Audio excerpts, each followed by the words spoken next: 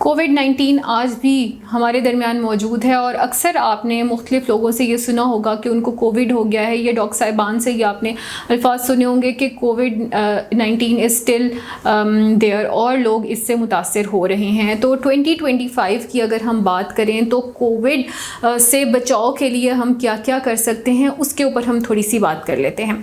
लेकिन बात शुरू करने से पहले मैं आपको बताना चाहूँगी कि इस वीडियो का मकसद हरगिज़ आपको खौफज़दा करना या परेशान करना नहीं है। इसका मकसद आपको कोविड से आगाह करना है और इसके सिम्टम से आगाह करना है ताकि आप अपने आप को महफूज रह सकें और आप अपनी एहतियाती तदाबीर को बेहतर कर सकें। अब हम बात कर लेते हैं कि कैसे हम इससे बचाव कर सकते हैं। अब सबको याद होगा कि जब कोविड 2019 में आया था तो उसके कुछ अरसे बाद हम सब ने उसके वैक्सीनेशंस ली थी और वैक्सीनेशंस के बाद उसके कुछ बूस्टर डोजेस भी होते हैं। तो फॉर 2025 आपको ये जानने की ज़रूरत है कि आप उसका बूस्टर भी ले लें और बूस्टर भी आपने उन स्ट्रेन्स के अगेंस्ट लेना है जो आजकल मौजूद हैं। जब कोविड आया था कुछ साल पहले तो उस वक्त जो उसके स्ट्रेन्स थे वो कुछ और थे, लेकिन अब वो स्ट्रेन्स म्यूटेट होके और बहुत सारे वेरिएंट स्ट्रेन्स हैं जो इस वक्त पाकिस्तान में मौजूद हैं और ये मुख्तलिफ़ तरीके से पाकिस्तान में आते हैं। बहुत सारे लोग हैं जो दूसरे मुल्कों से फ़्लाई करके आ रहे होते हैं, उनके ज़रिए आ जाता है और भी बहुत सारे इसके तरीके हैं जिनसे ये मज़ीद इसके स्ट्रेन्स म्यूटेट हो जाते हैं, वेरिएंट बन जाते हैं और जो वेरिएंट्स हैं उनके sign and symptoms original covid से काफ़ी ज़्यादा डिफरेंट हो सकते हैं। और अब आम तौर पे आपने डॉक्टर्स को ये भी कहते सुना होगा कि अगर नज़ला, खांसी या ज़ुकाम है तो ये कोविड का ही कोई स्ट्रेन हो सकता है। तो आपने करना क्या है, आपने अपने एक तो डॉक्टर के साथ कांटेक्ट में रहना है, जो भी आपके कंसल्टेंट हैं, करीबी तरीन मौलिज हैं। डॉक्टर्स को आम तौर पे ऐसी इन्फॉर्मेशन होती है कि किसी भी मर्ज़ के लिए कौन सी वैक्सीनेशन इस्तेमाल की जाती है और उस वैक्सीनेशन का बूस्टर कितने अरसे बाद दिया जाता है। तो अगर आप ख़ुद डॉक्टर नहीं हैं तो आप अपने किसी करीबी मौलिद से मशवरा करके आप कोविड के वैक्सीनेशन के अगेंस्ट बूस्टर डोजेज़ ले सकते हैं। उन बूस्टर डोजेज़ का फ़ायदा क्या होगा? उनका फ़ायदा ये होगा कि खुदा ना खास्ता अगर आप दोबारा मुतासर होते हैं कोविड से तो आपके जो सिम्टम्स हैं वो बहुत ज़्यादा नहीं बढ़ेंगे। खुदा ना खास्ता आपको हॉस्पिटलाइज होने की ज़रूरत नहीं पड़ेगी और काफ़ी हद तक इसे होम मैनेज किया जा सकता है या घर पे कंट्रोल किया जा सकता है। So booster doses not only for COVID बल्कि बहुत सारी बीमारियाँ जिनकी वैक्सीनेशन मौजूद है उन सब के बूस्टर्स लगते रहें तो आपकी जो हेल्थ है वो बहुत बेहतर रहती है। आपकी बॉडी के ऊपर उस तरह के वायरसेस जो हैं वो दोबारा अटैक नहीं कर सकते या करते हैं तो बहुत कम करते हैं। अच्छा, दूसरे नंबर पे जो बहुत ज़रूरी बात है वो ये है कि आपने बूस्टर अपने घर में देख लेना है, उन लोगों को लगवाना है जो हाई रिस्क होते हैं।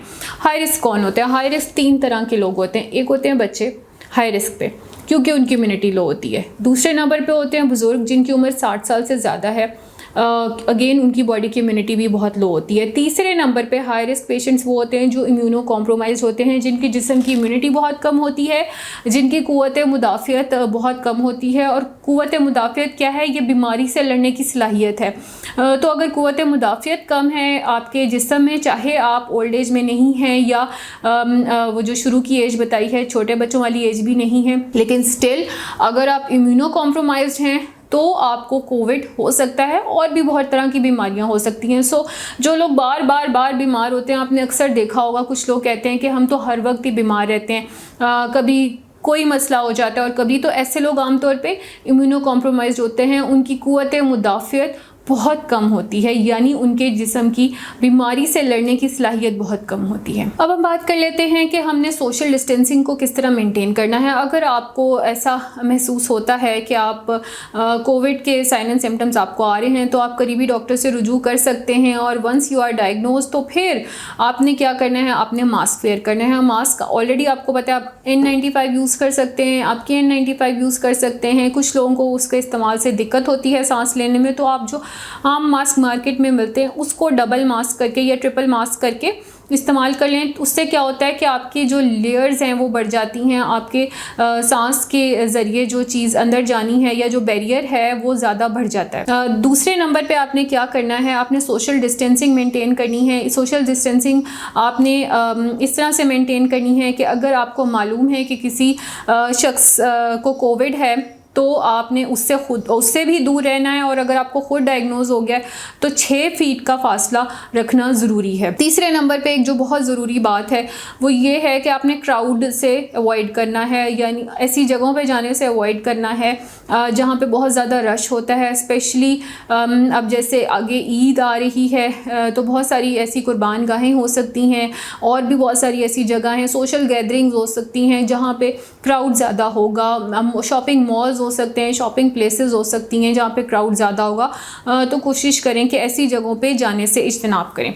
चौथे नंबर पे आपने क्या करना है, आपने अपने हाथ बार बार धोने हैं, और कोशिश करनी है कि जो आपका हाथ धोने का दौरानिया है वो कम से कम 20 सेकंड हो, और 20 सेकंड के दौरानिया में आपने हाथ अच्छी तरह धोने हैं और फिर उनको खुश्क कर लेना है। अगर आपका किसी ऐसे शख्स के साथ एक्सपोजर हो गया है जिसको कोविड-19 हो चुका है तो आप फ़ौरन कोशिश करें। अब होम बेस्ड टेस्ट भी मिलते हैं और वो आप घर पे बैठे भी चेक कर सकते हैं कि आप कोविड से मुतासिर हैं या नहीं। तो गेट योरसेल्फ चेक्ड फॉर कोविड-19। इसके अलावा कुछ एडिशनल मेजर्स हैं जो आपको लेने की बहुत ज़रूरत है। एक तो ये कि ज़्यादा से ज़्यादा पानी पिएँ, स्टे हाइड्रेटेड, उससे आपकी बॉडी की इम्यूनिटी बेहतर होगी। इसके अलावा ऐसे न्यूट्रिएंट्स लें जिससे ज़्यादा से ज़्यादा आपकी बॉडी की इम्यूनिटी बेहतर हो। अपनी खुराक में प्रोटीन अच्छी किस्म का इस्तेमाल करें, उसमें आप मीट इस्तेमाल कर सकते हैं। अगर डॉक्टर ने आपको इस्तेमाल करने से मना नहीं किया, मछली का इस्तेमाल करें, वो भी बहुत गुड सोर्स ऑफ प्रोटीन है। फिर आप चिकन का इस्तेमाल भी कर सकते हैं, प्रेफरेबली ऑर्गेनिक चिकन का इस्तेमाल करें। आप इसमें सूप्स का इस्तेमाल कर सकते हैं, यखनियों का इस्तेमाल कर सकते हैं।